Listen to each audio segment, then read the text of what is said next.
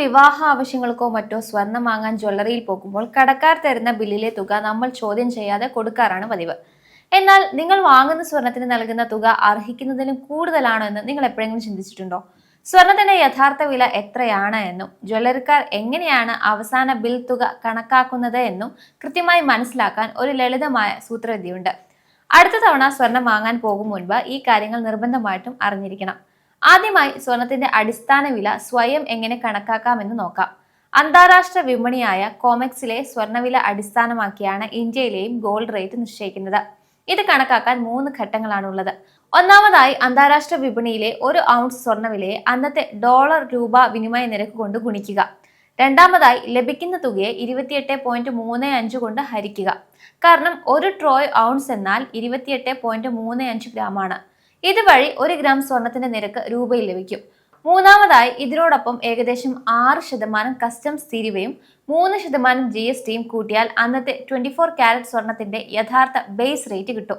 നമ്മൾ സാധാരണ വാങ്ങുന്ന 22 കാരറ്റ് ആഭരണങ്ങളുടെ വില അറിയാൻ 24 കാരറ്റ് വിലയെ 91.6% കൊണ്ട് ഗുണിച്ചാൽ മതി.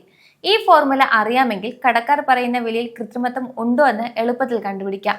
ഇനി ജ്വല്ലറിയിലെ അവസാന ബിൽ തുക എങ്ങനെയാണ് വരുന്നതെന്ന് നോക്കാം. ഒരു സ്വർണ്ണാഭരണത്തിന്റെ ആകെ വില കണക്കാക്കുന്നത് ഒരു ലളിതമായ സൂത്രവാക്യം ഉപയോഗിച്ചിട്ടാണ്.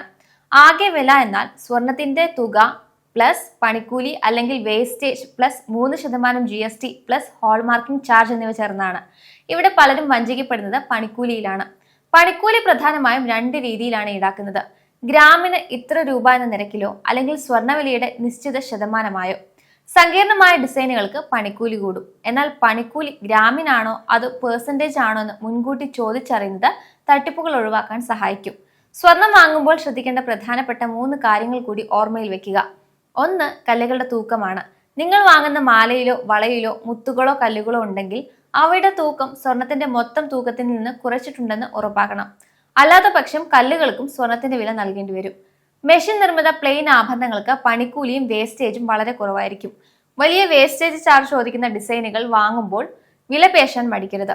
3. എല്ലാ ആഭരണങ്ങളിലും BIS ലോഗോയും 6 അക്ക HUID നമ്പറും ഉണ്ടെന്ന് ഉറപ്പുവരുത്തുക. ഇത് സ്വർണത്തിന്റെ ശുദ്ധത ഉറപ്പു നൽകുന്നു. ചുരുക്കത്തിൽ സ്വർണം വാങ്ങാൻ പോകും മുൻപ് അന്നത്തെ കൃത്യമായ ബേസ് റേറ്റ് മനസ്സിലാക്കുകയും ബില്ലിലെ ഓരോ തുകയും വേർതിരിച്ച് പരിശോധിക്കുകയും ചെയ്താൽ നിങ്ങളുടെ കഷ്ടപ്പെട്ടുണ്ടാക്കിയ പണം വലിയൊരു അളവ് വരെ ലാഭിക്കാൻ സാധിക്കും.